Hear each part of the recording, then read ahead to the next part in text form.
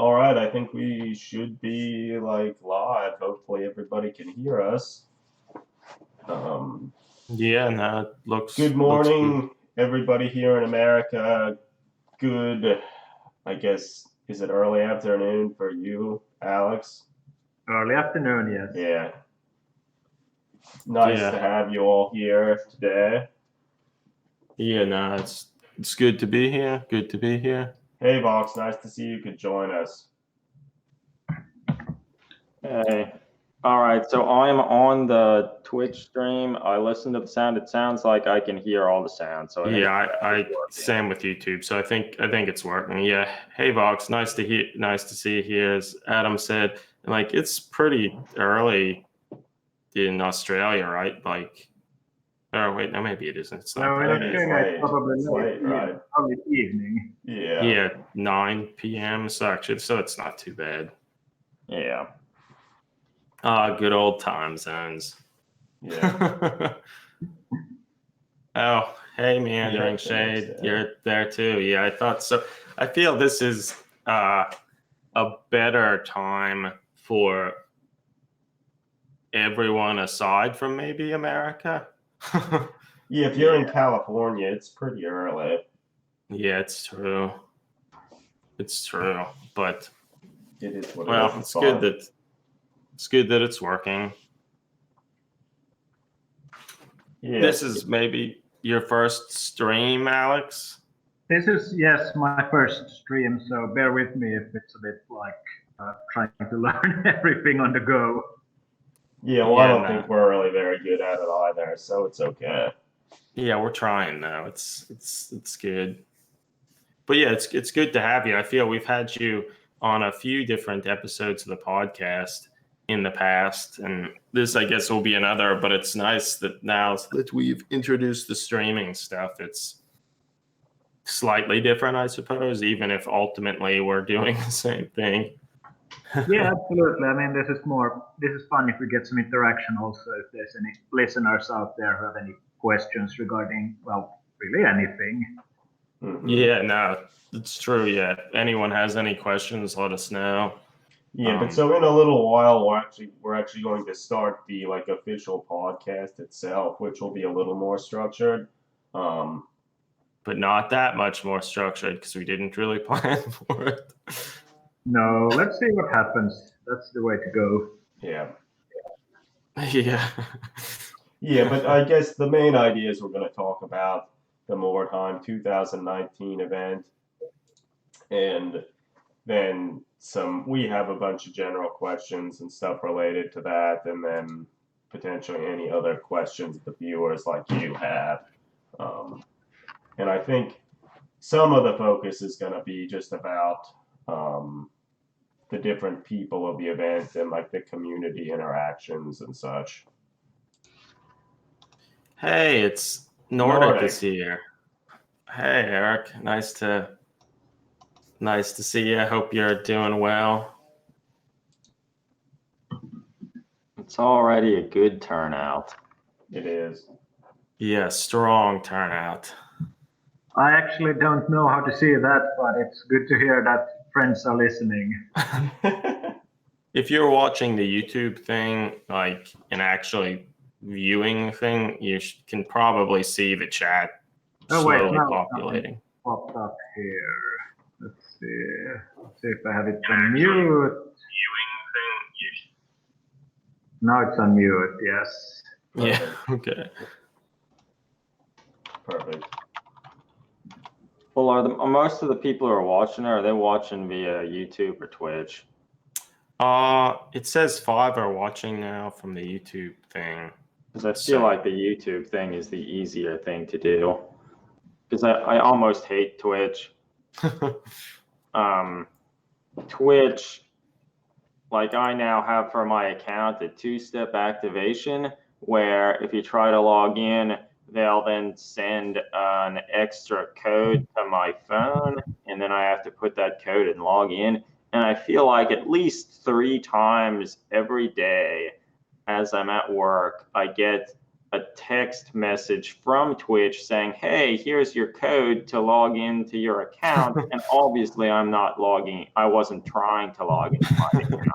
So people are trying to illicitly log in and access my account all the time.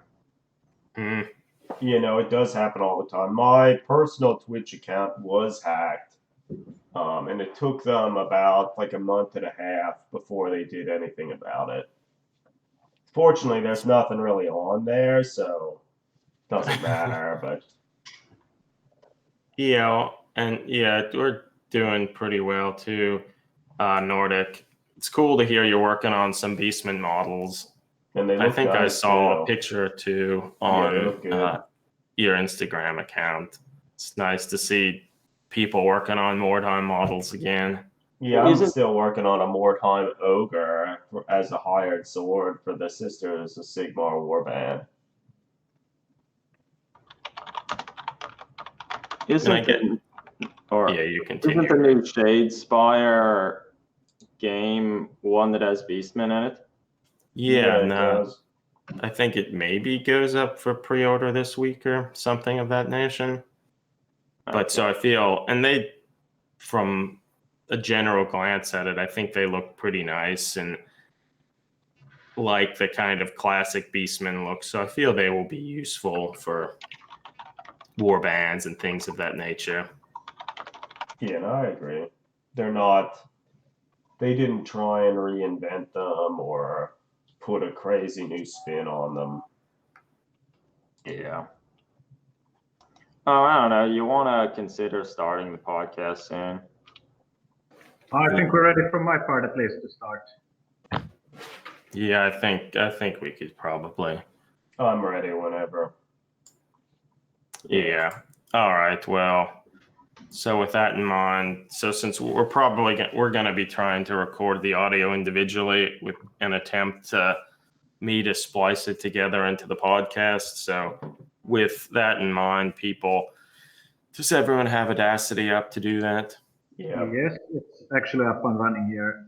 All right. So I'm going to say 3, 2, 1, record, and then we can click record and I'll start talking. All right. 3, 2, 1, record. Hello, everybody, and welcome to Dragged into Turbolasers, a Between the Bolter and Me podcast. This is episode 62, and I'm your host, Eric Wire, and I'm here with my two brothers, Adam Wire. Hey, everybody. And Greg Wire. Hey, everybody. And excitedly, we also have another special guest today, Alex Winberg from the Echoes of Imperium blog. How are you doing today, Alex? I'm doing great, thank you. And thank you for having me for what is the third time now. Yeah, no, it's great to have you back. Always nice to hear from you. I feel we've been meaning to record something about Mordheim 2019 for a little bit now. It's been, I don't know, over a month since it's concluded, but I suppose it maybe has been nice to have a little bit of time to reflect and think on it. Yeah, I agree. I think it has. But so for this episode, we thought we would just kind of talk generally about the event and maybe sort of these kind of collaborative events in general and kind of some of our thoughts on them and how kind of the community has been built up and maybe how we've, gotten involved in them and some things of that nature. And I guess towards that end, if anyone, is watching this live now, feel free to, ask any questions or whatever, and we'll try to answer them. So does that sound all right, everybody? Sounds good. Yeah, that sounds fine. I think we might have lost Alex audio. Sounds just about right. Yeah. Because it does look like he's gone. Yeah. Well, all right. Well, until we get him back, we can just be talking. Can you hear me now? You're back, Alex. You're back. Yeah, I'm actually using my phone now. There was some I don't know what's happened with the computer, but hopefully the sound will be good here as well. It sounds Okay, okay currently. Yeah, it sounds fine. Yeah, it's good. It sounds good. All right. No, I'm not sure if I can record my part of this, but we'll It's try fine. It's fine. With that in mind, we can probably just edit it through the other audio stream. So let's just continue. Well, it's nice to have you back, Alex. Thank you. These sorts of things always, these technical things always kind of happen, but it's good it's working. I do think with the phone, your voice sounds a little bit clearer, Alex. So I wouldn't be surprised. Yeah, it's an old computer and a new phone, so. Yeah. All right. And admittedly, on all of these podcasts, I feel like I have the shittiest speaker of all of us, and you can always tell which one is me because the sound is the worst. It's like, oh, Greg's talking again. Yeah. All right, so perhaps let's talk about Mordheim. Yeah. Yeah, absolutely.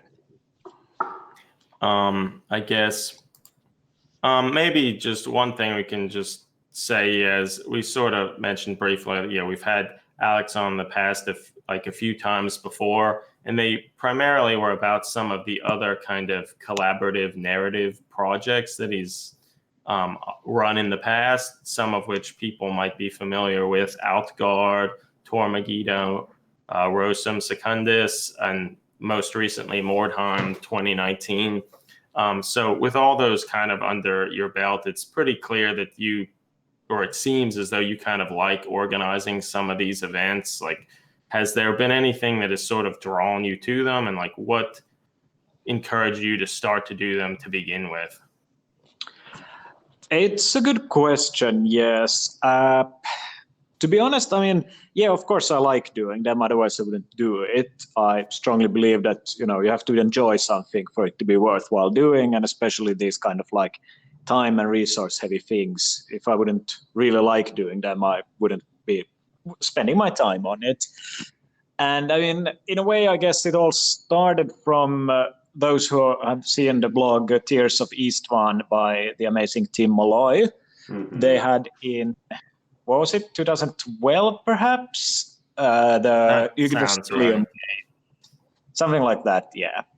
And they were a huge inspiration for me. I mean, I had been off the hobby for, I think, almost 8 years or so, and had just like found my old miniatures, started dabbling a bit with them, looking up on the internet what folk were doing, this kind of thing.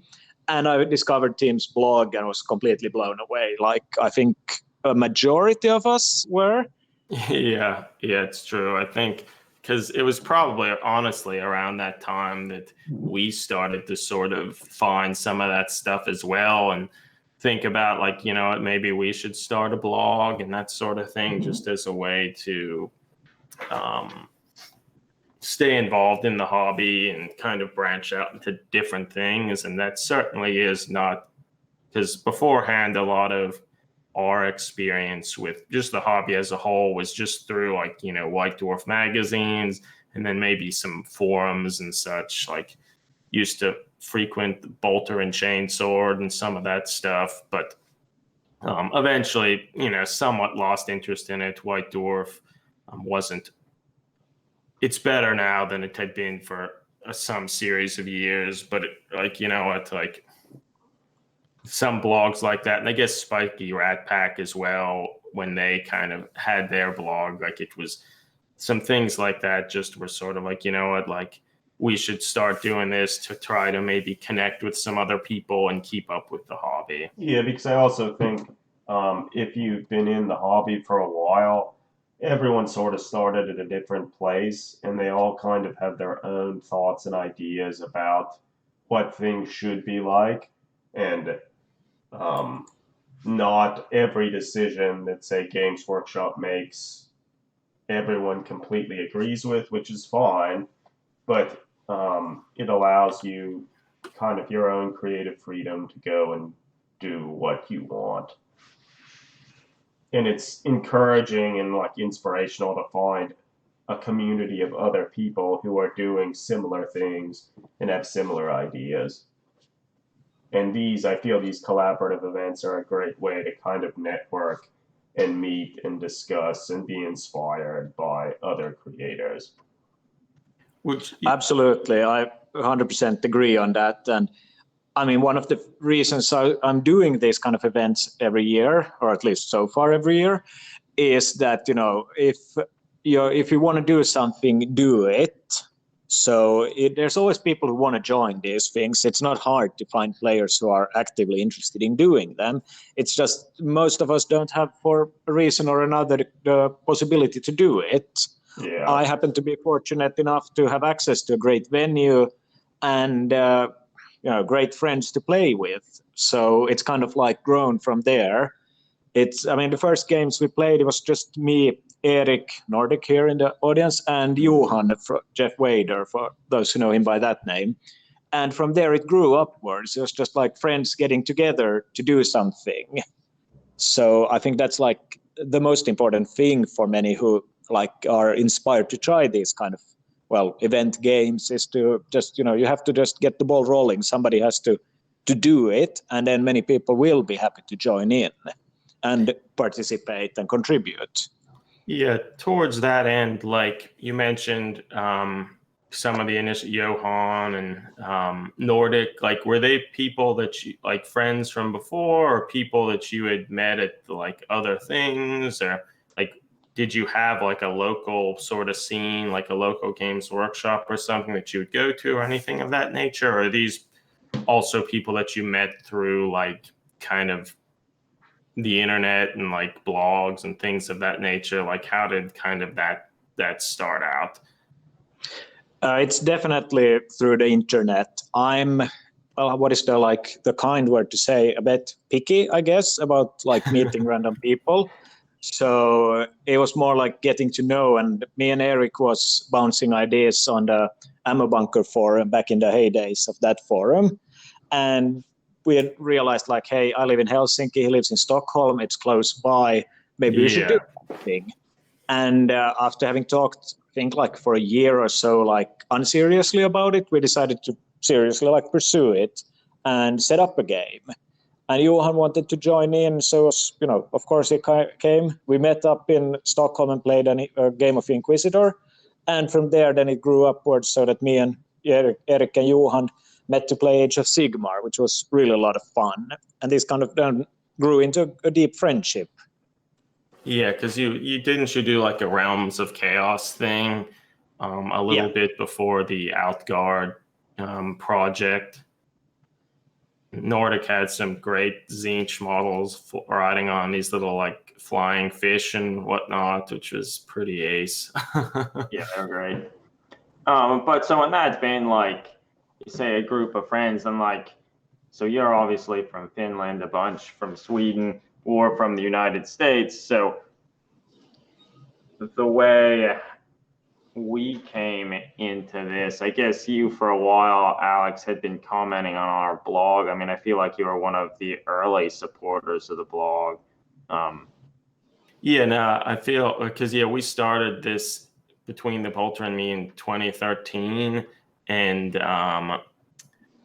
it was interesting to look back at some of those old posts. And Alex, you were some of the first people to actually be commenting on stuff, and it's interesting how it sort of came full circle. But and because I think, as you mentioned that you weren't necessarily involved in really a local scene, and admittedly the three of us never really were either. Like when we started the blog, we were all kind of off in different places in graduate schools, so it wasn't as easy to get together and play games or anything like that. And since we kind of moved around for that sort of stuff, we didn't really have a local scene. And that, again, was another reason for starting the blog, as a way to maybe sort of look out to the internet to talk and communicate with people. And I guess, that has happened. And because of it, we started to communicate with you. And I don't even really remember exactly how who really initiated that more than just phone or like blog comments and stuff, but I think you're right. Yeah, blog comments back when blogs were more popular than they are at the moment. It was more getting to know people. You took the time to read people's posts. You took the time to write the posts, and it became this kind of like almost organic growing of it. That you had this back and forth going on, so you kind of followed what each other were doing. Of course, the scene was much smaller at that time, or at least it felt that way. It was more like the same posters and everything, whereas now if you look at Instagram and Facebook, there's just so many people doing this now, and it's almost impossible to keep track of everyone. Yeah, I mean, it is a lot. I feel it is a lot harder to keep track of all the stuff going on, but overall, I feel with the advent of like Instagram and other social media elements, where I feel the entry's a little easier. I feel it's sort of, if anything, been a good thing. And I feel if anyone is at all interested in becoming involved in things, the easiest thing to do is just start becoming involved in some of the different social media platforms. Like if Instagram's your thing, start commenting on stuff that you think is cool. Start posting your own stuff. And that's sort of how you'll eventually get your name out there, and people will start to be interested in like your own stuff. yeah, because I feel since there are now so many people kind of involved, and there's a larger visible community of people kind of involved in these 28 style like narrative games.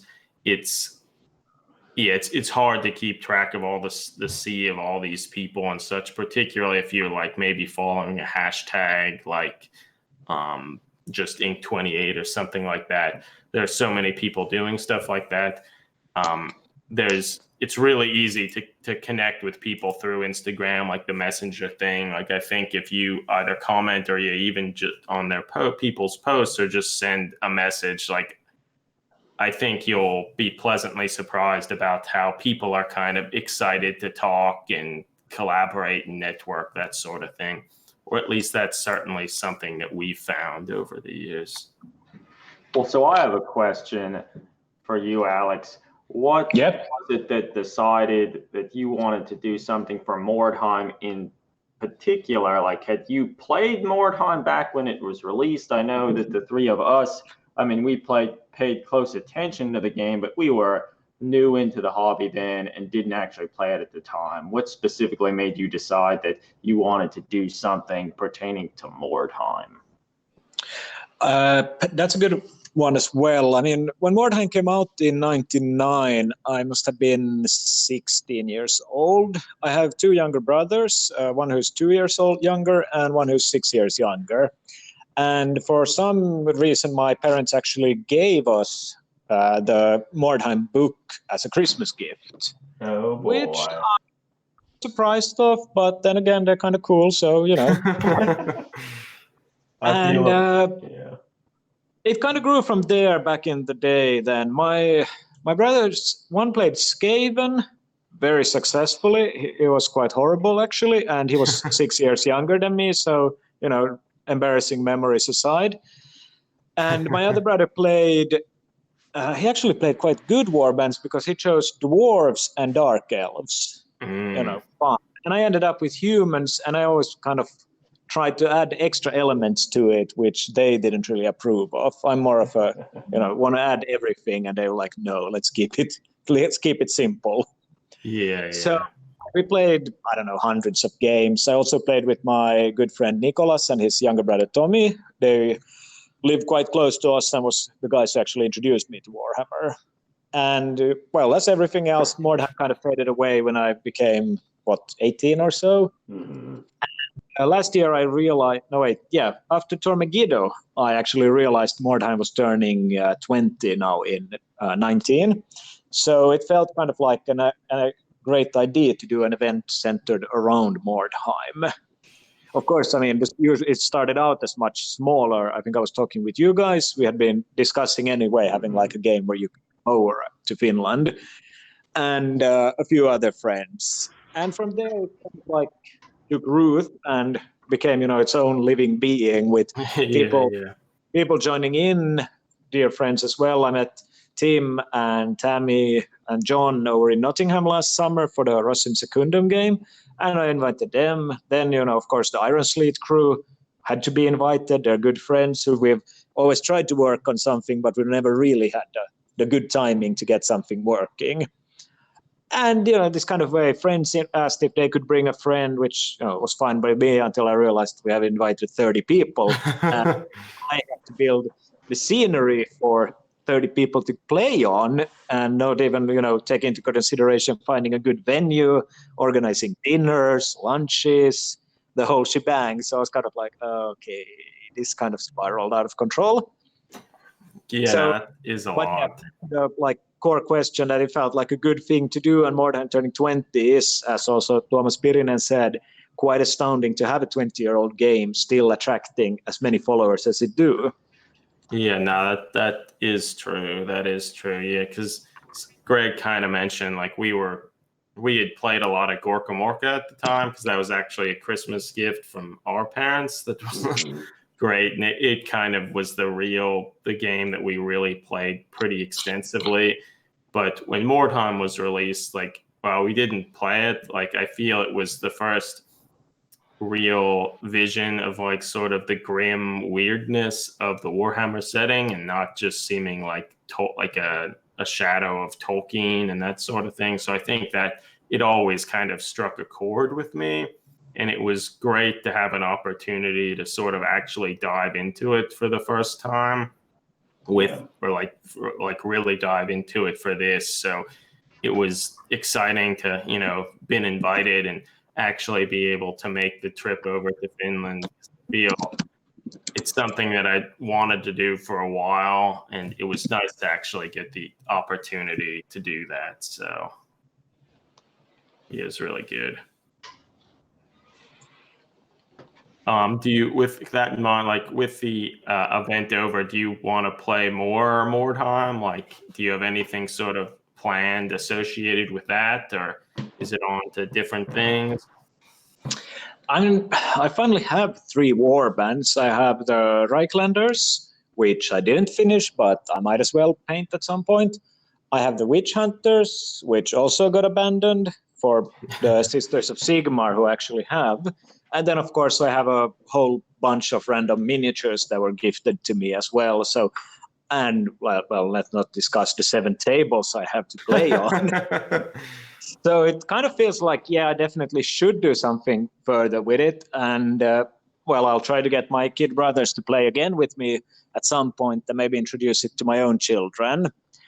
But other than that, I'm not very keen on looking back on things, but there's been a certain amount of interest in the Mordheim 2020, which could be a possibility, perhaps making it in connection with, for example, Ropecon, which is this huge gaming convention in Helsinki in end of July.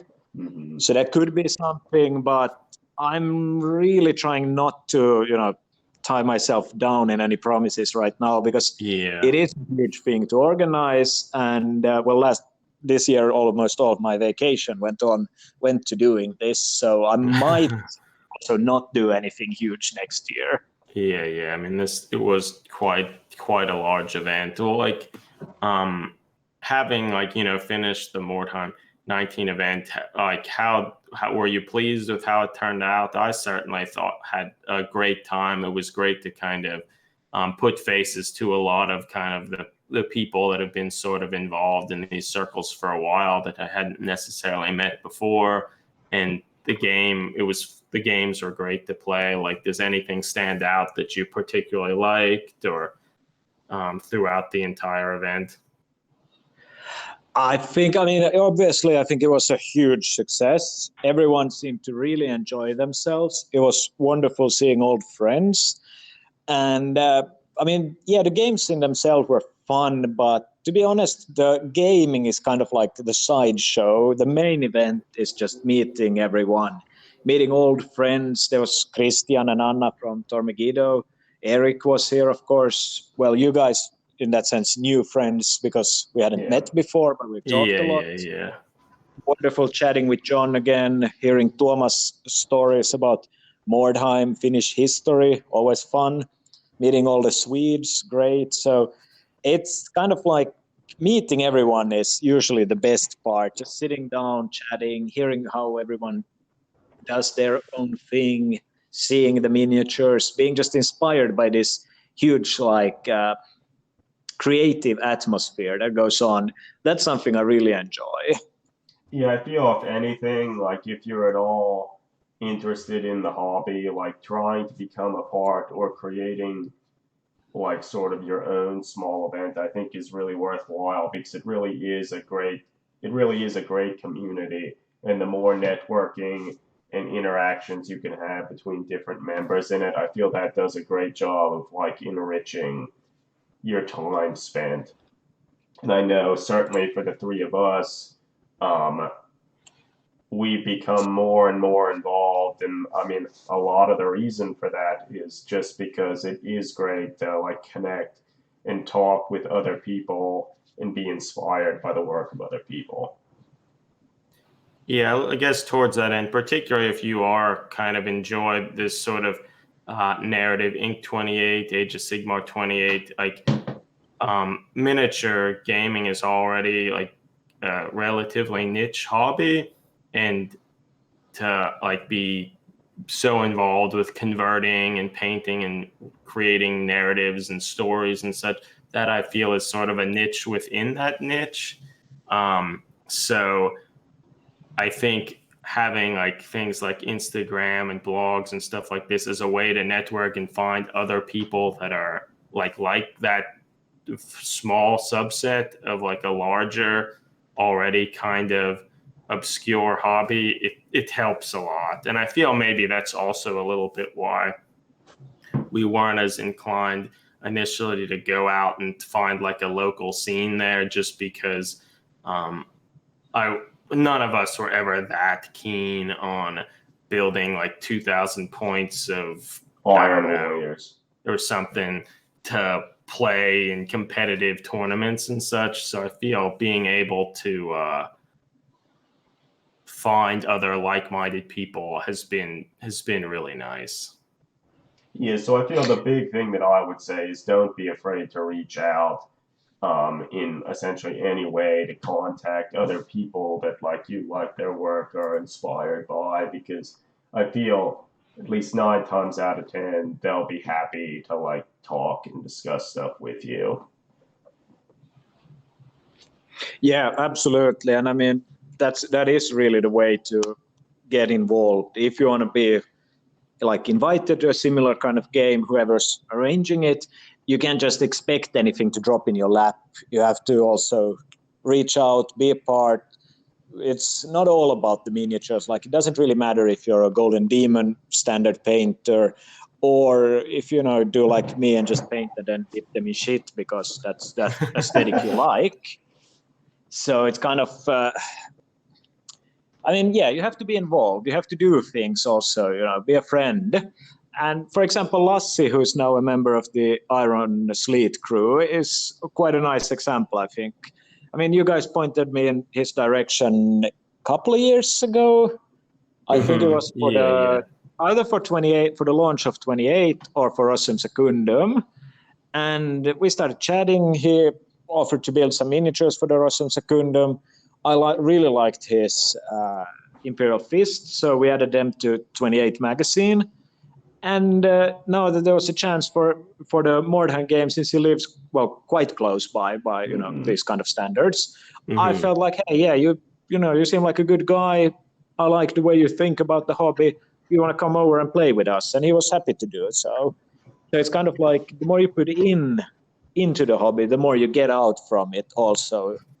That's true. Because I feel we've been talking with Lassie on and off throughout, just because started chatting with him just because we liked the stuff he did, and then it was neat to kind of see that kind of the network continue to grow, and then to actually meet him at the event, and then he got to meet a bunch of the Iron Sleet people, and now he's a part of Iron Sleet. So that's pretty cool, and that networking. It takes time, but ultimately it's really enriching and a fun part of the hobby, probably to me like the most enjoyable part. So I feel it's certainly something that people should consider trying to do more of. I guess, Alex, you mentioned a little bit about 28, so the 28 magazine there. You're like one of the founding members of that magazine. How did that sort of come about, and maybe how do you think that kind of affects the 28 community as a whole? That's a good question. I'll just quickly answer here. Meandering Shade, who commented on the build-up of the atmosphere for these kind of games. And he has a excellent point. I also like seeing, for example, Thorn Moons growing, or Pilgrim back when it was happening. It's really one of the best part also, apart from then the actual event and meeting people, is the whole atmosphere, seeing everyone inspiring each other, pushing themselves even further. And hopefully, it's fun also to see from the outside and not just from, our perspective. Yeah. Because I think oftentimes it ends up being rather synergistic, that someone has a general good idea or a good theme, but then other people with their own sort of life experiences and inspirations can kind of take that and maybe go in a slightly different direction and sort of add depth and substance to things. Definitely. I mean, if you see, for example, Tammy Nichols' comments about Mordheim being kind of like a forbidden zone that's not, you're not allowed to enter, and how she progressed with that idea through different variations, and how you took on the same idea and ran with it. So it's kind of this back and forth that really inspires. Some have these wonderful ideas. I mean, Tammy really has excellent ideas. She has a wonderful imagination. So it's easy to see how it inspires others to then take them, twist them, and make them their own thing.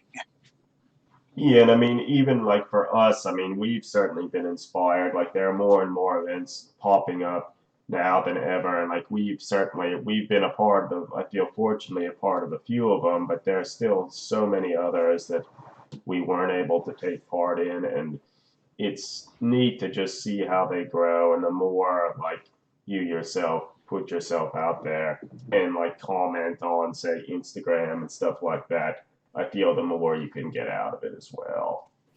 Yeah, absolutely. Yeah, certainly true. Yeah, actually, Larsonicminiatures is in the chat here, and he's kind of in the process of putting together an event called Andromeda, an Andromeda event, which is something that I feel people should also be on the lookout for. And I think is just one more kind of cool thing that will sort of spiral into its own thing, that even if you're not involved, it's still something that you can just be excited about and see what comes out of it. And, also maybe even just send some NPC models to it or something, just because, it's fun.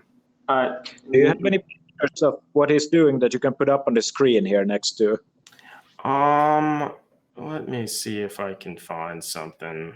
So as you're looking on that, one of the people that we've done a lot of stuff with, Nicholas Tregeggio, he's from the UK, and we have been talking with him via the internet for, 2 or 3 years, and he's sent a bunch of models to stuff we've taken apart, and he sent a bunch of models that we brought along to the Mordheim event.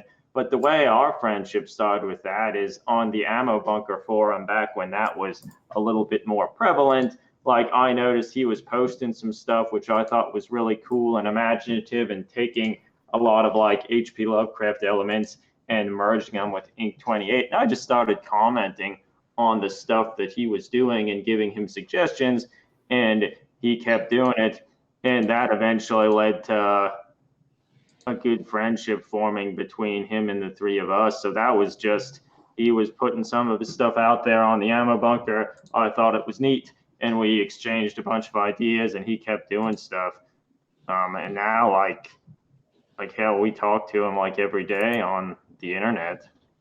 So, as it was already said a bunch of times, put your stuff out there. If you see stuff that you like, certainly say that to people. And I think you'd be surprised and pleased where all of that can take you.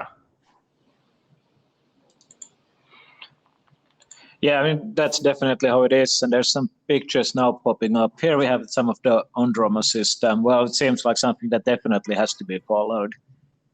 Good Yeah. for luck. Yeah, it looks like a lot of fun. I actually haven't heard about this one before, but I'll keep my eyes open for it. Yeah, nah. So it's fun and like just to see what's kind of coming out of things and fun to just keep track of things and the thought about like making some like NPCs or something to send. I feel part of why that is sort of enjoyable. Just even if you don't think like you can't participate or something, just having the excuse to just quickly build some models for like a different setting, push yourself to do something maybe you haven't done before, or you'd been considering trying or getting to sculpting more, or any of that sort of thing. It's a good excuse to do that, like to try a new painting style, do anything. And I think is kind of a fun aspect of it. And, you know, you get to support something that someone else is doing. And I think that's all just is fun and a neat aspect of this hobby that like I didn't realize could be a thing until kind of getting into blogging more.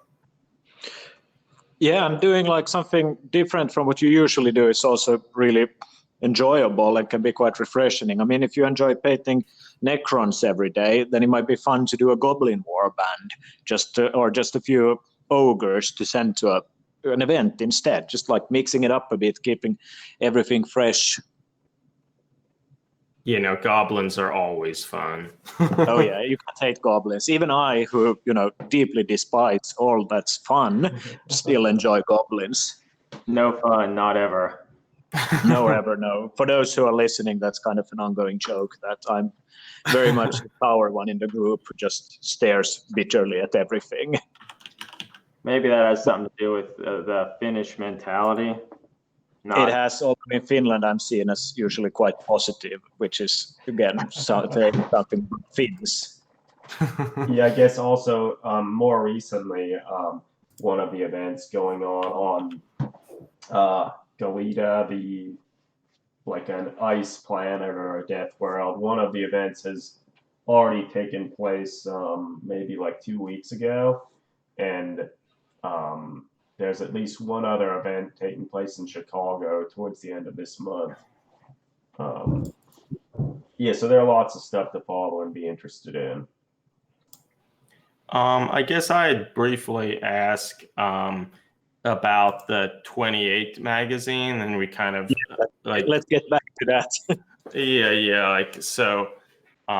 Yeah, how did that kind of come about, and like what was sort of your reasoning for trying to do it as a whole, and then maybe how do you think it will kind of affect the community as well? This one was actually James Sheriff's idea. James and I had collaborated on the codex for Tormegiddo, and he also made the codex for Rosem Secundum. And he asked me what I thought about the possibility of doing a fanzine or a magazine, as I personally prefer to call it, focused on the 28 aesthetic and style of doing things, the whole like mentality behind it. Of course, it seemed like a huge amount of work, so I was kind of worried in a way about it. James is persuasive, and he's also one of these, passionate souls who really enjoys doing things. So I was like, what the hell, let's do this. Yeah, there was quite a lot of there's actually a huge amount of work that goes into the magazine, which is one of the reasons we are releasing, well, hopefully the second volume soon-ish. We got into trouble for signing birthday, so let's avoid that. But yes, James asked me, and I felt like, I knew enough interesting people to reach out to some of them and ask them to contribute, which almost everyone was super happy to do, and those who couldn't still really were interested in the magazine. And I feel like the first volume, I think it's been downloaded close to 20,000 times by now. And it looks like it's hopefully made an impact. At least people have enjoyed it.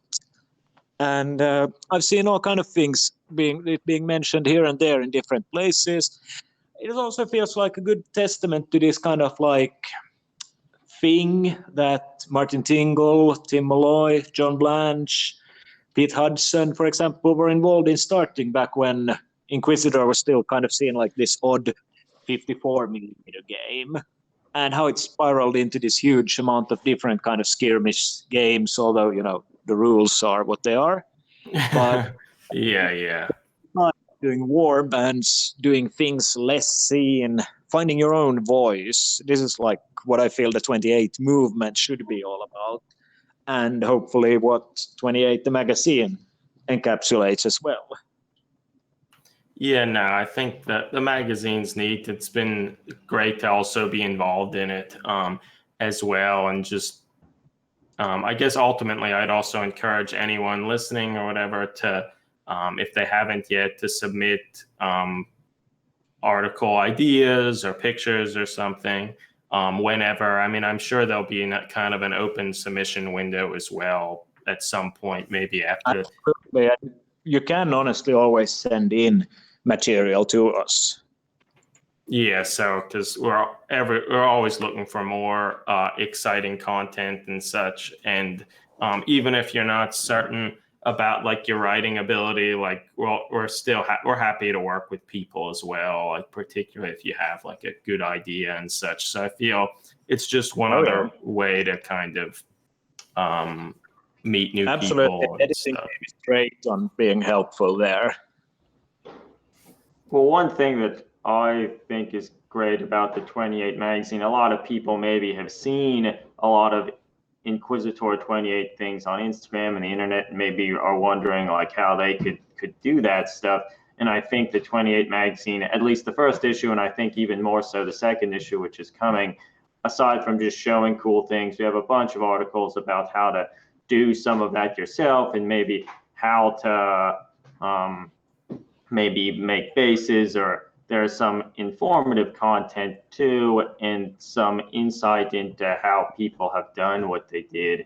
And I think it's kind of taking the notion of the bland situ articles that a lot of people in the community love from White Dwarf, and taking those and kind of expanding upon them. Because while they were great in the White Dwarf magazine, a lot of them, since they only had like 2 or 3 pages per magazine, they showed a bunch of pictures, but didn't have the space to actually expound upon any of that. So I think this is given an opportunity to kind of expand that idea. Yeah, if you have almost anything, the Blanchitsu articles, they made things seem more like a very exclusive and tight-knit thing. And in some regards, I could see how it could have been you might be able to get a little discouraged by it and not try yourself to do your own stuff. But yeah, I mean, in general, though, for all this sort of thing, like I feel the community is very inclusive. But then to some point, though, like you can't, like if you are running an event, at some point you have to kind of cut it off just due to space constraints, things like that. And a lot of these too are just like a group of longtime friends getting together to play some games and such. So like there's always going to, at some level, there's always going to have to be some restriction. But even because of that, there's no reason not to like kind of try to contact people and like get excited about the stuff, because like, you know, everyone's excited to hear that other people have been, you know, kind of inspired by their work or have other ideas of ways to push an idea further. And so I think, yeah, the more you get involved with stuff, the better. And I feel that's been a general message we've been saying throughout this whole thing now, I suppose. Yeah, I feel that's absolutely the big takeaway. If you're at all interested in the community and in doing your own things, don't be afraid to start your own Instagram account, start showing your own stuff, or even at the very least just commenting on people's work and kind of work from there. Yeah, and it's usually nothing personal if somebody doesn't get invited. It's just at some point, yes, I'm fortunate that I can host events with 20 people or more. Most of us aren't. If you're playing at home, you might not want to have 10 to 12 people in your house because you don't have space. You might have a family there as well. So it's more like, just at some point you have to say like, hey, this time I invited these friends. It's the same when you throw a dinner or throw a party at your home. You can't always invite everyone you would like to invite. Yeah. Nah, yeah, it's true, but And as for the notion of getting involved by just commenting on things, I feel like with us making a blog, everybody likes to get comments on their stuff, and I feel like that at least with a blog, people don't write on blogs nearly as much and comment on them as much. People don't use forums as much, but Instagram has started to become a pretty big thing where it's easy to comment on those things. And I think a lot of people doing the work are inspired and excited by seeing that people are interested in the stuff. And if you say something beyond just liking it, that can be a huge encouragement for the people to keep doing it. So even if you're not building all that much, if you see stuff that you like, comment on it. Mm-hmm. Yeah. So I don't know, maybe we could wrap up the podcast itself. I think we touched on most of the points we wanted to. I guess maybe one last question I'd have for Alex, what you mentioned you still would like to keep playing Mordheim a little bit, but is there another project or something that you're really working on now or thinking to work on? Yes, actually, I'm at the moment doing something I never thought I would do, and I'm building a Space Marine army. Oh, God. What's happened, Alex? I don't know. It's the end of the world. It's actually a Death Guard Plague Marine army for the Progenitor game or is it Primogenitor? I don't know. That Iron Sleet is running a series of games that take place. Well, I think there's some in California, Nottingham, and probably here in Helsinki as well, or further up north in Finland. So I'm been invited to take part in some of these games, and I actually noticed the other day that I already have around 20 Plague Marines built. So God, everything is getting all weird. Yeah, you're making them at a record pace. Yes, it's definitely something I didn't think was going to happen, but I'm moving at a rapid pace. And an extra fortunate thing with this is that my son has taken a keen interest in the hobby, and we've built together his first small orc army. I think we have almost 500 points at this point. And tomorrow we'll be playing our first game together using the good old 3rd edition 40k rules. That's great. That's great. 3rd edition was cool, and that the rule book had lists for all of the armies. I mean, they were a little bit maybe rudimentary, but it was simple and an easy way to play a game without worrying about having all the different army books and reading all those army books. So I think that's exactly. It's kind of a self-contained game in that sense, the old rule book. Of course, there are updates and codexes and everything, but we've decided to just use this for now and then see where it goes from here. Yeah. Well, that's great. Nice to introduce new people to it, to the game and such, and pass on that sort of passion.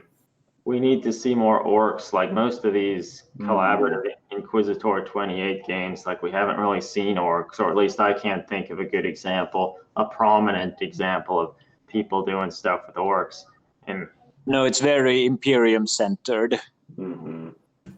I feel that's one of the things that 40k in general is this huge galactic space opera type thing with so many disparate forces and such in it that it's kind of hard to create a convincing narrative including all that stuff. So it's easier to have more Imperium centered things. But I mean, if you define a niche or something you want to do, it wouldn't be that challenging to do something around some of the. We talked about an Orc 28 happening, so we'll see. Maybe in 21. Yeah. Yeah. All right. Well, that sounds good. So I mean, yeah, maybe at this point we can wrap up the like, at least the podcast portion of this. Does anyone have any last like kind of final things they want to say before we wrap up the episode here? I think we've mentioned everything that we plan to talk about quite well. Is there any questions from our listeners? Yeah, questions from, because we have a pretty good amount of listeners. I mean, we've touched a little bit on some of the things that they've said in the comment section, but if you have any particular questions, we'd be glad to answer them. And I mean, we can also touch on some as well, like after the podcast ends too. And otherwise, you know where to find us both on blogs, Instagram, and Facebook as well. Yeah, just send us a message. Okay, Oh yeah, so Vox actually asked, and this might be a good way to end this. What was your favorite moment from Mordheim? Yeah, why don't each of us say something? Like I already know what mine was. So my first game, I was using a Witch Hunter warband that Anna from Gardens of Hecate had made, and I was playing against Jeff Vader's Vampire warband, and we were playing a fairly traditional game. And then Tammy had a group of her group teleport into our game, so they teleported in there to do stuff, and then almost instantly John Blanche, he had a group of like spectral ghosts that just floated around the table, and if they ran into models they would kill them. So Tammy's models just teleported into the game to like search around and like see what there was to see, and then almost instantly John Blanche's spectral ghosts like randomly swept through them, killed like 4 of them, and then they teleported away. So it was funny. It was cool. For those wondering how Tammy's gang teleported, we might mention that she had time travelers from an alternative future Warhammer world that wasn't blown up. yeah. The old world lives. She has a great blog, Tears of Envy, that you can check out. That she does a great job of detailing a lot of that stuff and has some neat stories that you can read. Oh yeah, she takes inspiration from a lot of things like that. Her teleporting warband was kind of inspired by an old film called Legeti, where it was a short sci-fi film about a group of scientists, I think, trying to teleport into the future to find out ways of saving the Earth, essentially. But so that was my favorite part of the games, or specifically the games. Probably my favorite part about the event was just meeting everybody and such. But yeah, I kind of have to agree that favorite moment might sound kind of lame since most of us weren't there, but seeing everyone playing on Saturday morning, seeing John was there playing, Migsula from Iron Sleet came all the way from California, you guys from I guess you all are in now. We're mostly in the East Coast now, yeah. Yeah, Anna from Croatia, Nicholas from Switzerland. There were so many people who had traveled. Just seeing, everyone playing, having fun, kind of sounds weird, but yeah, that was definitely a top moment for me. Yeah, that certainly just meeting all the people was great. For like gaming moments, for like actually in the event for me, there was the first game I played was I guess against Alexander Lunde's Witch Hunters with my Undead, and then Nicholas's Sisters of Sigmar warband, and it was kind of in like an underground sewer like network, and everyone like kind of found each other's warbands and you're killing one another kind of ineffectively, which is kind of the nature of Mordheim. It's swingy sometimes, but like eventually it got to the point that like it looked that like we were all kind of at the point that we might be able to win, but Nicholas had got some holy relic that I think was represented by one of these like spectral sisters that was floating around, and it allowed him to automatically pass one of his route tests. And so he automatically passed that, and then it went to Alex's turn. He promptly failed his route test, and it went back to my turn, and I promptly failed my route test. So it's just like, good job, like Holy Relic, keeping the sisters' morale alive. Yeah. In terms of my games, I think probably the funniest thing was the first game that I played. My Sisters of Sigmar were up against Nordic or Eric's Sisters of Sigmar, and which was sort of funny, and trying to figure out why they'd be fighting one another. But at the end of the game, in the exploration phase, you like roll some dice and things randomly happen. And I found a lucky charm. And having not really played the game at all, I didn't really know what they were. And so Eric, he's played it a ton. And so he told me like, oh wait, they're actually like really, really good, maybe even overpowered. And so we then, and they are actually really good. They're an item that you can even buy them.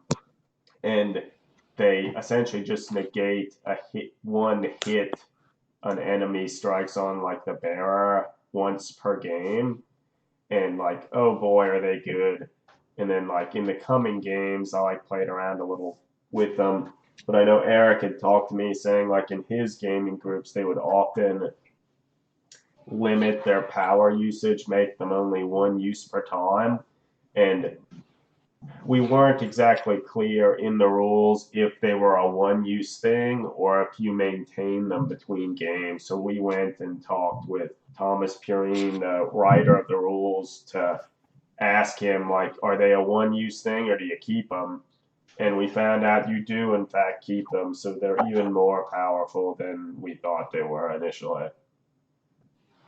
And so then didn't you go and search for them and buy a whole bunch of them? Yeah, so then in my exploration phase, all my sisters went and tried to search for them because they're really easy to find and buy in the game. And so I feel if I continued to really play it a lot, we'd probably change the rules for them because it kind of makes them not fun.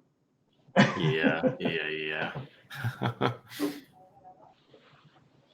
Yeah. And Alex, for like your favorite like gaming moment, I assume it was your leader dying in the first game, right? Oh yeah, that was such a success. I think most of my games were miserable.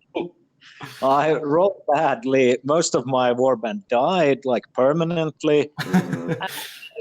Bogged down in these quagmires of battles that never managed to score any hits. I think the best part was playing against my fellow blogger Alexander Lund on his small Tuonela game board. I think he mentioned it was called, and because that was so fast and brutal, we played for like maximum of 10 minutes, and that's the kind of gaming I enjoy: fast and furious with everyone dying.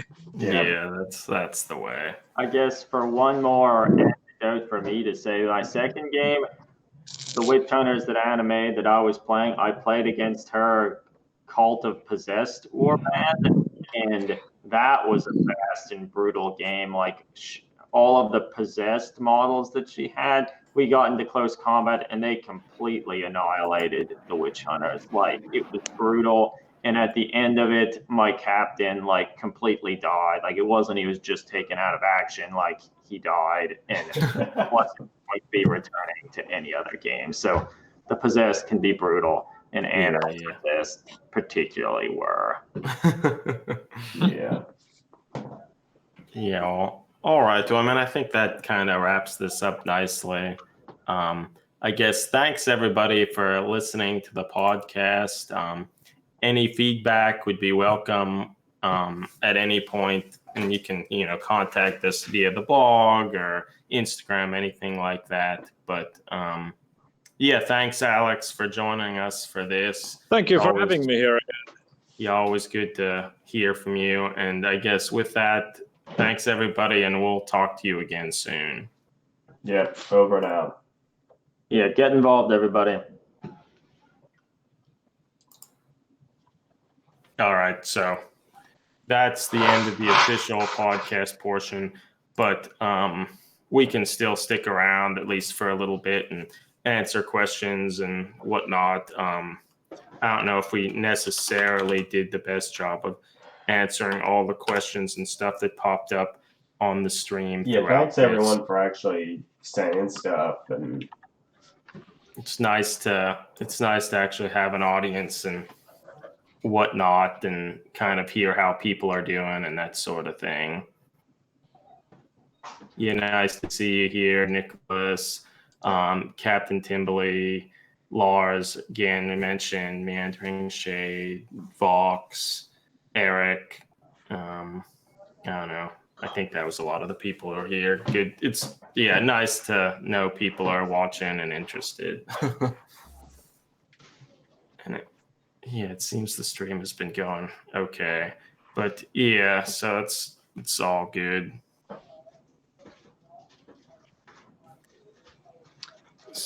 one thing that I can say, so now that I have that Sister of Sigmar warband, just this week I used that warband to play a game of Warcry, and I used the Sisters as just an Iron Golem warband because they those have, hammers.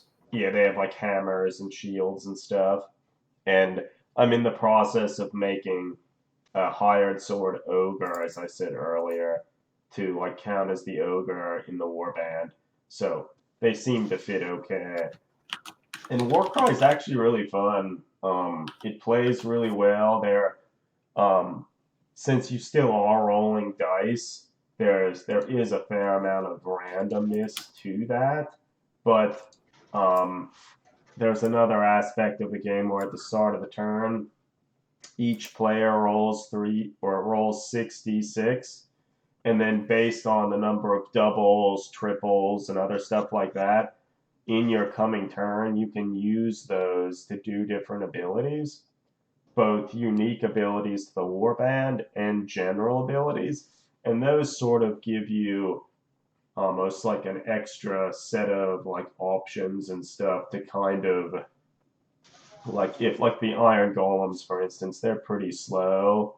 They don't move very far. And in a lot of the objectives, you really do need to get out there, move, and find objectives. So you can sort of bypass some of those weaknesses by using some of the universal abilities, where I think if you use one of your sets of doubles that you roll, you can increase the movement characteristics of like a model. So I think it works pretty well. So I think it's an interesting game system that goes pretty fast. Most of the games are only 3 turns, and there is, after each game, there's like a sort of a loose and light progression system. So like it's, I think, fun, worth exploring. Yeah. No, I think it's a good system, and I feel people like maybe have Mordheim warbands or other sort of warbands. It's not that hard to transition them into this game system, which maybe there are people locally playing it and such that you could kind of get involved in. Okay, so I guess Timberley says, yeah, Adam, as you guys mentioned that most events are human-centered, what kind of focus would you like to see? A brutal slaughter in the webways, a struggle for power between the old Necrogear? I mean, I'd largely be up for anything. Like, I'd be glad to make and send models. I feel with the oncoming release of that new Age of Sigmar, like, Bone army, like, they're going to be great to convert Eldar models. So I was already planning to try and make an Eldar too from some of that stuff. Yeah, so I feel if there's that an would event, be awesome. I'd be glad to send some of those models to said event. Yeah, it would be cool to like explore the Eldar more and make them perhaps a little creepier and seem a little more alien and not just like fast humans.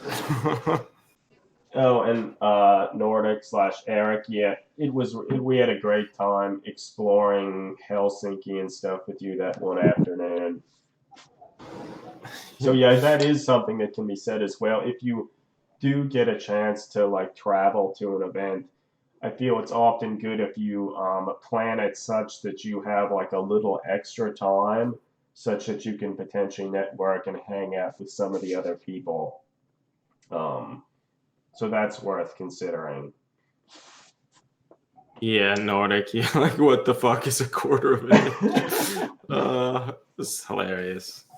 Hilarious. Yeah, but if you are traveling for stuff, like yeah, it is a good opportunity to see things. Like I feel just because of being involved in these sort of hobby events, we've traveled around the world a lot more than I think I ever anticipated to. And now I basically know that I'm going to continue to do it more. And like, that's kind of cool. Like, 'cause it can be sometimes hard to like, you'd like to travel, but like what's going to inspire you to do it, or it's easy to kind of stick with your own ways or doing the same old thing. But it's been a nice opportunity to like a concrete reason of why to do it, and then it's fun to just take advantage of that. Okay, so Vox Morbus says someone on the Inquisitorium is doing a Dark Eldar 28 campaign. So I'm not familiar with that, but that sounds like it would be something. That would cool be to look actually. into. I know the guy who's doing that. That's Saul Painter, Oh, who okay. was also involved in Tormegiddo. He's actually the guy running the Tormegiddo spin-off sequel thing, Oil and Blood. And he's also doing the Shadows over Komorrah. I think it's called the Drukhari campaign there. He is Cool. another one of these event guys who does like with his group crazy things all the time. Unfortunately, Dark Eldar project didn't, go all the way with the terrain. I suggested just using glass shards and razors to build the terrain. It felt kind of like too harsh, but it's That's Dark a little Eldar. If you extreme. don't believe it, count. Yeah, it's true. I'd like to kind of explore the Dark Eldar. I know with the start of our blog, Dark Eldar conversions were some of the initial conversions that I had started with. Like I converted some Trueborn and that old, like the one Duke, like pirate special character that used to be in the Dark Eldar army. Like I had a conversion of that model that I had made. Let me see if I can find it. Well, those new Age of Sigmar like bone people. I think they're Bone Reapers. Yeah, the Bone Reapers. I feel like they're kind of wonky in themselves, but I think you could use them to make interesting and neat Eldar models. I found the link at them, put it in there. Or you could actually, use them to make Gene Stealers. I'm pretty sure those arms are Gene Stealer arms. Yeah. They definitely have the same kind of like organic bone work on them. Yeah, I feel some of the stuff. Yeah, I remember those. You cut up a limited, or was it unreleased miniature as well? To, all the horror of everyone watching.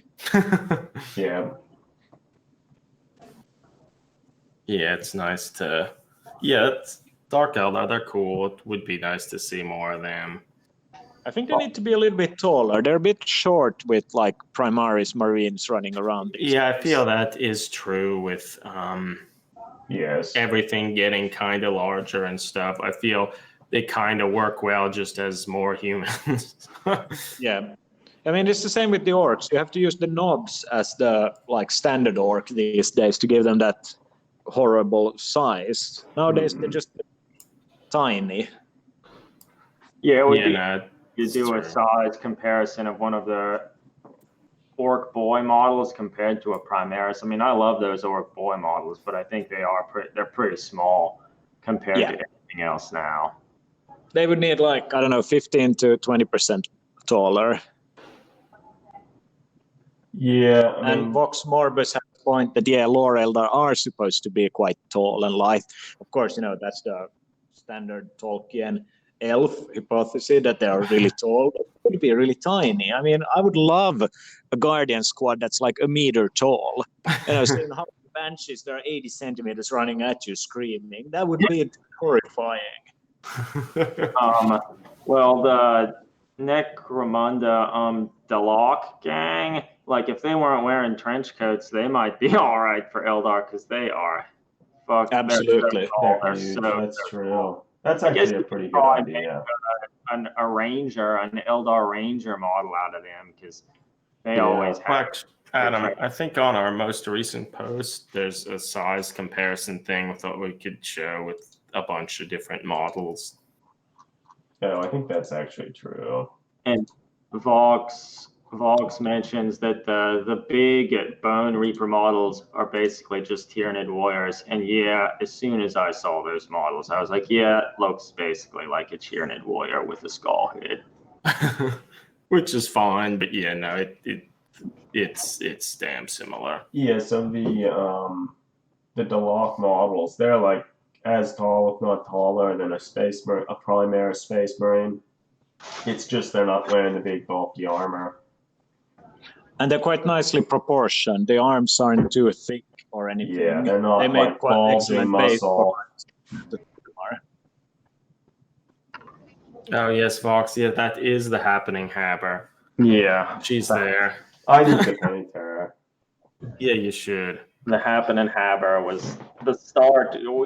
So usually all the conversions that we do on our blog take Adam forever to make, and we thought, it would be cool to maybe get as new kits come out, get said kits, and try to somewhat quickly make a conversion out of them for posts we call the conversion corner. And so that's where the Happening Haber showed up. It is interesting though that in that scale picture there, like it shows like the start of some of the conversion stuff with those old Scion models to like the most recent stuff with that Death Guard, which is actually gonna send over to you, Alex, sometime soon to paint it however you see fit. Yeah, he'll definitely join my plague host. Also, thanks for the follow. I think you're in a foot of adhesive tape. Thanks for the follow. Does that thing pop up every time somebody follows that guy running? It does. Yeah. That's just hilarious. I had no idea YouTube did that. Or is I think Twitch, that's actually Twitch. That's a Twitch thing. That's on Twitch. It was still But hilarious. it shows up for everything. But I feel we rarely have we actually seen someone like follow while we're actually streaming. Yeah. Yeah. All right, hey guys, unfortunately I have to cut it short here. I have a sick family at home to go home and take care of. Well, pizzas, obviously. Yeah. So, but it was lovely chatting with you again. I'm sure we'll talk again soon. And thank you for everyone listening. Hopefully, you got something out of my ramblings. I have a tendency to go on about things. But, hit me up on Facebook, Instagram, or even on the blog if you have any questions or, want to hear more about anything. No, thanks, Alex. Yeah, thanks for joining us. Yeah. Talk to you soon. Yeah. Bye. Yeah. So So, yeah. Nordic, that notion of using some of the new undead constructs to kind of deal with like the Phyrexia, like Magic the Gathering things, that is actually kind of a cool idea. I feel some of that like Phyrexia stuff in Magic the Gathering itself is actually pretty creepy. So I don't keep too close attention to the Magic lore or anything, but I remember there was a card called Phyrexian Arena that people thought was good. I don't even remember what the Phyrexia is. I can't say I know the lore that well, but they've been like around since when we started. It's maybe playing. kind of mechanical, biomechanical stuff, if I remember correctly. So that certainly has a room to be. Yeah. Yeah, I haven't kept up with the current happenings with Magic that well, I admit. Phyrexia is basically Mechanicus, but worse. Damn. Whoa. Some of the stuff looking back at it, it seems kind of Geiger inspired. Yeah, no, I agree with that. The image search.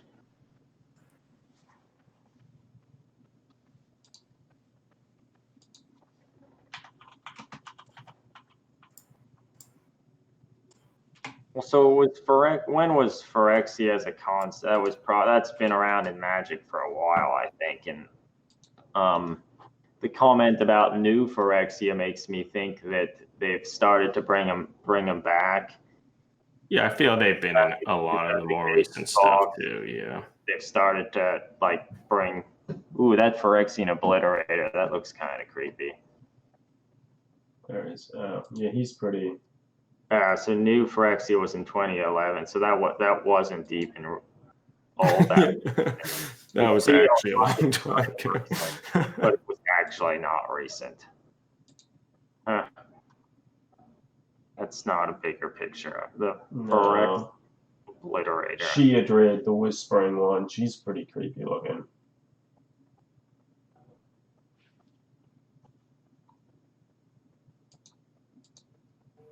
The samurai nonsense. So Nordic, actually, that's the samurai nonsense is when the three of us started to play Magic the Gathering in earnest. We were in high school, and Mirrodin had just finished, which was kind of their whole world of artifacts and artifact creatures, and then Kamigawa came out, which was their feudal Japan samurai sort of thing. And I mean, I still kind of like that, but mainly because I was young and it was the new thing that was out. And there was a group of snake people, and I like snakes. Though admittedly, I would have liked the snakes better if they were just snakes and not wonky-looking humanoid snakes. That set had Cage Morrow, that big slug dude. Oh yeah, like First to Suffer or something. Like that was cool. Yeah. Yeah, nah, that is true. You serve Phyrexia. Your pieces would better serve Phyrexia elsewhere. Uh-oh. Sounds fun. Well, they're probably still writing Magic the Gathering novels. Has anybody read any of them?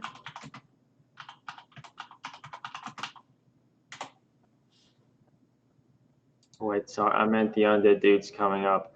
Some of them have a weird, so they certainly do have some weird samurai stuff to them, which...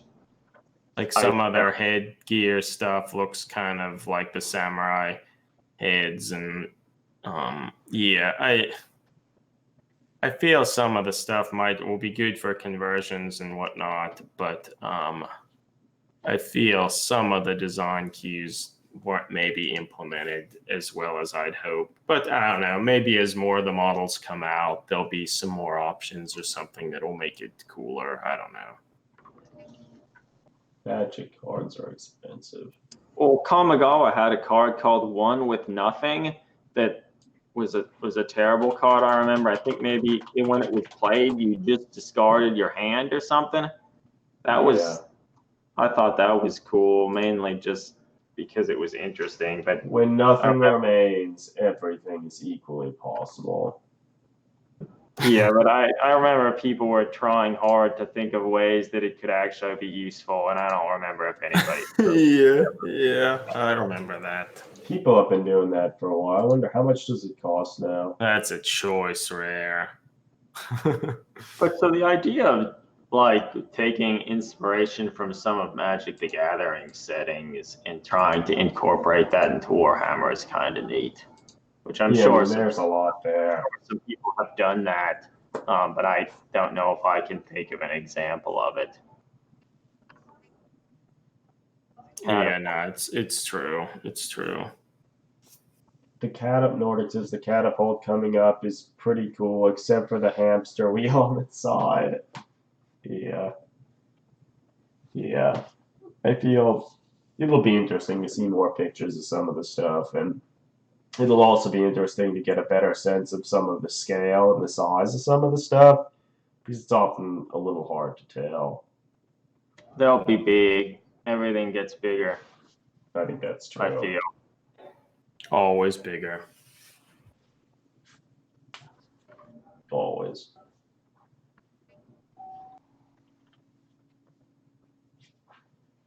Okay.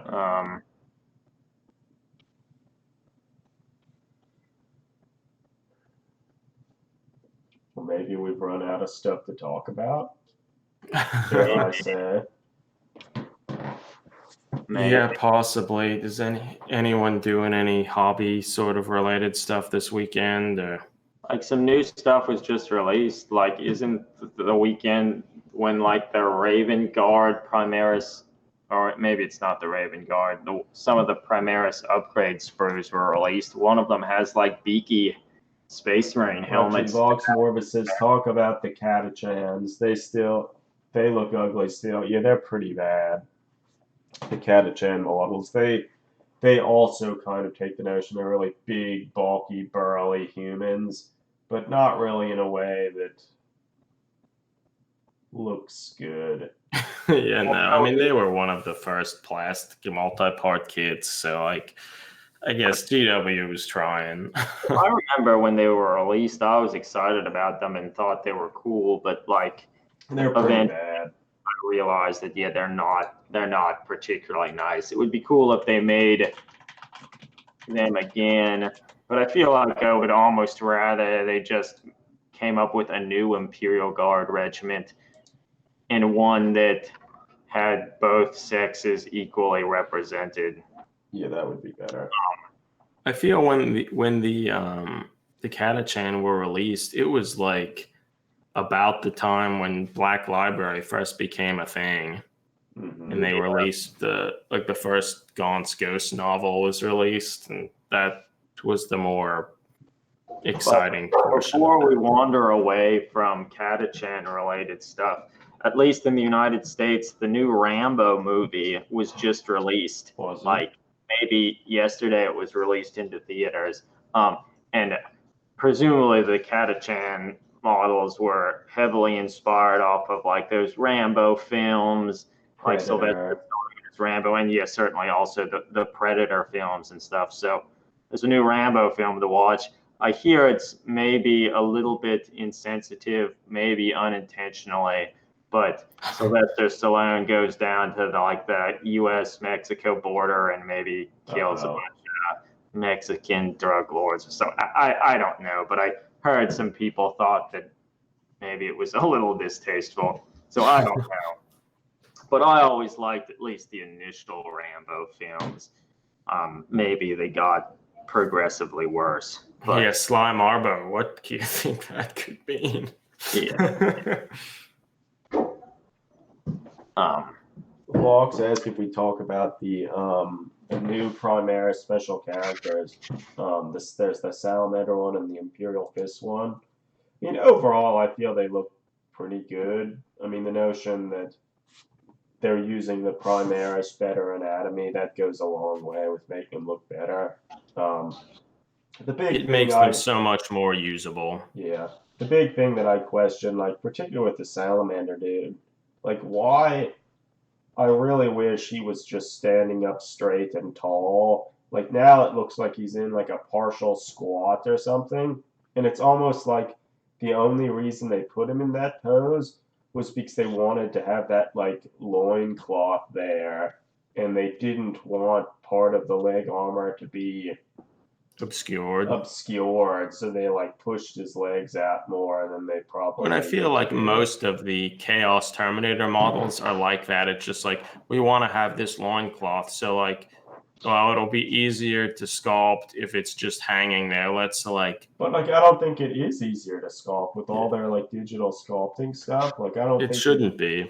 I mean, I don't really know, but I think that isn't in the Salamander lore they're always riding horses, right? So years clearly been always a part of the lore, yeah. Like he's always kind of constantly straddling an invisible horse, right? That's what he's doing now. But admitted, like he's not stepping up onto a rock I mean, he is a little bit angled, but I feel a common pose that GW have is people stepping up onto rocks for some reason. At least he's not doing that. Like Yeah, I mean, overall, I overall like he the looks model. pretty good. I mean, it's certainly not a bad pose. It's just, but like, I feel the pose is generally him standing shooting, but for some reason they made it more awkward with the he's like straddling. yeah. But I mean, it's like, I think you can cut off that stupid flame or pistol. Like, if that was like half the size, I think it would be awesome, but it's not. And the hammer is also stupid, but you could make it better. And like, he will, I think, be the basis for a lot of pretty neat Space Marine characters. Rock just said that he already stepped onto the rock. So maybe this is like a few moments after he put his first foot up on So meta. and So then meta. put the other foot up on. So this is right after the classic foot on a rock pose, just like a few moments later when he stepped up onto the rock. Pretty cool. Yeah, but overall he looks good. Meandering Shade says Marine characters are trained to stand in power metal stances. Yes, so you could take him and give him a guitar and make a cool noise Marine, maybe. It's true. That's true. It's very true. The Imperial Fist model, I feel, this might be a little more interesting. I feel the biggest thing that can be said about it is his face is like a total fail. To me, it looks like he's trying to look kind of like Duke Nukem or something. He just looks really weird. Well, one thing that I always thought, like, there are lots of different facial structures in the world, and not everybody looks awesome. Yeah. So, like, they don't necessarily have to make every face the biggest chin. Look fucking awesome. But admittedly, here he does have a huge chin and almost like chubby cheeks per se. So I don't know. Yeah. I don't love that face, but I don't know At that least I it's would. different. Yeah, I don't know that I would say like it's the worst thing ever. I mean, He's stepping up on a rock. I don't think it's a cool face, but Well, it's not a rock. It's like a battlement, but he's still stepping up. Sort of. Everybody He's not gets stepping stepped on a up head. here. get stepped up. Yeah, so I don't know if I love this model, but I feel it's at least it's interesting, and I feel so that will be fun to work I think with. I like him better than the Salamander one, just because he is more interesting and different stuff. Like the little computer panel on the side of his one or like wrist is interesting. I don't know what his like hammer time fist is, but it's interesting. I feel He's he'll fortifying find that his way in position. like tons of conversions. Yeah, he has a large bulky suit of like armor. Well, giving him a pair of sunglasses, as Meandering Shade mentioned, like he'd be great for an angry Marine. I don't know if any of you have followed sort of the memes, like there's a Space Marine chapter called the Angry Marines that have yellow armor, that they're perpetually angry at everything. And Awesome. taking him, sculpting on some sunglasses and this big power fist, I think would fit well with the Angry Marines. You could put him on a skateboard too. He has a pose that might fit with a skateboard or a hoverboard. That would be stupid. Or a surfboard. He could fit in like a skate from LA really well. Boost board. Yeah. That would be clutch and also tight. Yeah, so I mean, it'll be fun to see what people do with them, and it would be fun to do something with them ourselves, but I kind of doubt we will.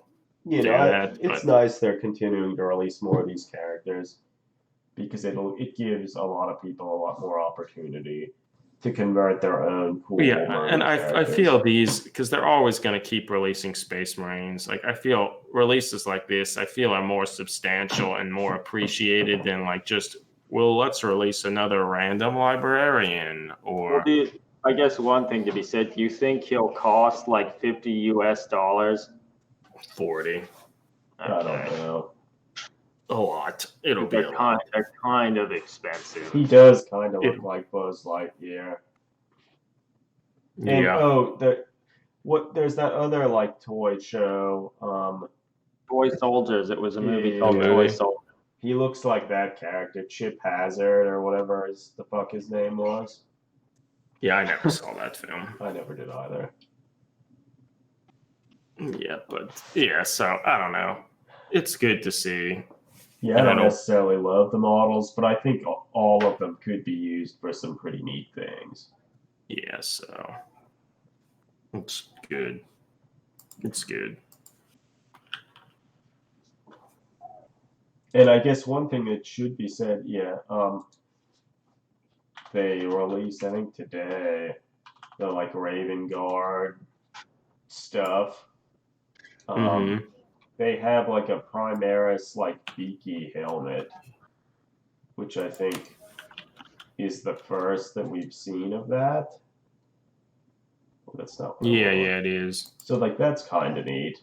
Not that you couldn't already sort of just use beaky helmets. But it's neat to see it slightly redesigned to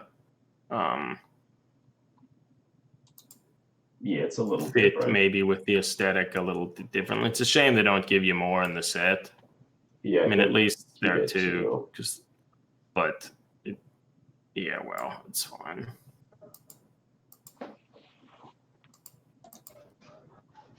So maybe this is the start of a theme where they'll release update kits for the Primaris, and then also release a special character for the Force as well. Because this Raven Guard update kit had that Raven Guard Special Strike. Yeah. But look at all the released, and emo hair kids they also give you. Well, yeah. So I wish. Well, I guess it's just 2 and double it. But I wish they would have just given you another beaky head, like such that you got 4 or something. That would be better. But wait, this is a cool conversion idea.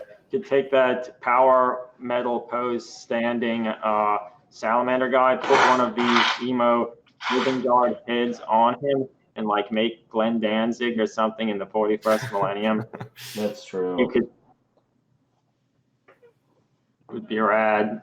yes, I don't know if the beaky heads will be a slightly larger scale. Admittedly, I think the Primaris intercessor heads are slightly smaller than normal Space Marine helmets. Yeah, I think So they are. Not by they're like a little lot. more subtle and streamlined and stuff. So it's hard to know what they will do, how it'll play out. So I just made this realization, which is probably pathetic that I only just realized it, but probably the reason they put the beaky helmets in the Raven Guard is because the beaky helmets look like birds, and it's the fucking Raven Guard. I think that's true, Greg. Well, and if you'd read the lore, Greg, you'd know that they were some of the first to get the Mark 6 Corvus armor. Shut up. I obviously didn't read the lore, but Yeah. if we posted about that on Twitter, there'd be a bunch of actually people coming on to enlighten us about the lore. Yeah, That's well, probably But you true. actually know the lore, Eric. to a point. Actually, we were asked like what we're working on next hobby-wise. There are a bunch of things. I'm trying to finish up some Mordheim stuff for the Sisters of Sigmar to like say that I'm finally done with them. And then I think we're going to do some more stuff. We've mentioned off and on again about like a Phaeton event that we're working on with our friend Eli, who I think soon I'm going to be focusing a little bit more on that and returning to some of the characters and stuff that I worked on previously. Like mainly I want to make a new version of the model Roland, the headless like machine gunner from the Pilgrim event. So I'm soon going to be working on that. Or Yeah. hopefully soon. Yeah, so it was named Corvus armor after their pathetic Primarch. Was he actually pathetic? Well, he got, I mean, maybe not pathetic, but his whole legion was basically killed in the Isfahan massacre. Then he went and tried to rebuild it. Then the Alpha Legion snuck in and fucked it all up and like caused horrible mutations and stuff. And I don't know. Didn't work Evok well. maybe I'm a noob when it comes to lore, but Eric I'm knows still his kind of lore. noobish because I haven't really read nearly enough of the Horus Heresy novels to. Like Well, that. they're like, and how could anyone read all of them? But so the Corvus armor. Corvus is the name of the genus of like the birds that like crows are part of that genus. So Mhm. I only just realized that now, probably because I never really considered it and didn't remember any of the armor class names because I, but Yeah. Corvidia, yeah. Yeah, but it'll be exciting, yeah, because to go back to some of our old designs, another design of Roland would be ace. Yeah, no, But yeah, I'm so some of excited. that, I've been trying to assemble some little Aeronautica planes in hopes of actually painting them and playing them. We'll Yeah, I see got if some that of the little happens. destroyers, Marauder destroyers to give you, Eric. Yeah, there's a Marauder bomber that has been completed. So that will happen And hopefully eventually. I'll continue to play Warcry. I think I will. Yeah, and I would like to keep, or I would like to play it a little bit. I have some of the cards here to use my Mordheim, like Night Haunt-ish warband, so that should be good. Yeah. Maybe at this point we should just wrap the stream up. Like I have things that I need to do soon, unfortunately, that don't pertain to the lovely world of miniature gaming. Yeah, I think that's fine. But yeah, thanks everybody for jumping in and commenting and watching, making the stream more fun than they even generally are. Yeah, no, it's been really great, and maybe we'll start to do some more like streams at a time like this, or if anyone has suggestions at times. Like it's kind of hard to find good ones because people from kind of all over the world are at least potentially interested. But Yeah. this has been fun, so yeah. And I guess I'll probably be editing some of this together into another episode of the podcast that people can listen to at their leisure, and it'll eventually go up on the blog. So if you have comments or suggestions or things you'd like to hear or see, certainly do that. It'd be appreciated. Yeah, so maybe Yeah. we'll try and at least have like a weekend stream every so often at a time closer to this, because I think this does work a lot better for people not in America. And even for Yeah. us, it's not terrible. Yeah. All right, yeah, everyone. Thanks again. Yep. Thanks. It's always fun. Keep on enjoying the hobby, and yeah, don't be afraid to get out there and contact other people in the hobby. It makes everything even better. Until next time. Yeah. See you, everybody. Over and out. Talk to you later.